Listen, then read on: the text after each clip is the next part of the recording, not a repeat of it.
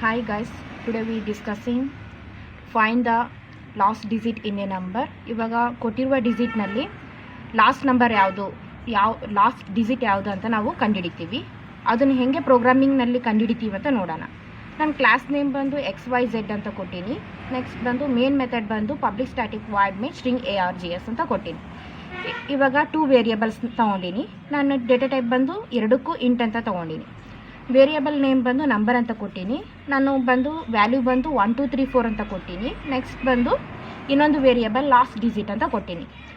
ಇಲ್ಲಿ variable ನೇಮ್ನ number ಅಂತ ಕೊಟ್ಟು ಅದನ್ನು ಡಿವೈಡೆಡ್ ಬೈ 10 ಅಂತ ಮಾಡಬೇಕು. Modulus of 10. ಸೊ system.out.printlnನಲ್ಲಿ the last digit of number. So number ಅಂದರೆ ಇಲ್ಲಿ ಏನು 1 2 3 4 ಅಂತ ಅರ್ಥ. ಸೊ ಲಾಸ್ಟ್ ಡಿಜಿಟ್ ಅಂದರೆ ನಾವು ಫೈಂಡ್ ಮಾಡಿದಾಗ ಅಂದರೆ ಡಿವೈಡೆಡ್ ಬೈ 10ನಲ್ಲಿ ಮಾಡಿದಾಗ ನಮಗೆ ರಿಮೈಂಡರ್ ಯಾವ್ದು ಬರುತ್ತೋ ಆ ವ್ಯಾಲ್ಯೂ ಇಲ್ಲಿ ಏನಾಗುತ್ತೆ ಪ್ರಿಂಟ್ ಆಗುತ್ತಾ. ಸೊ ನಾವು 1 2 3 4 ತೊಗೊಂಡಿವಲ್ಲ, ರಿಮೈಂಡರ್ ನಮಗೆ 4 ಅಂತ ಬರುತ್ತೆ. ಸೊ ಅದು ಪ್ರಿಂಟ್ ಆಗುತ್ತೆ. This is our output. The last digit of number is 1 2 3 4 ಅಂತ ಬರುತ್ತೆ. ಓಕೆನಾ.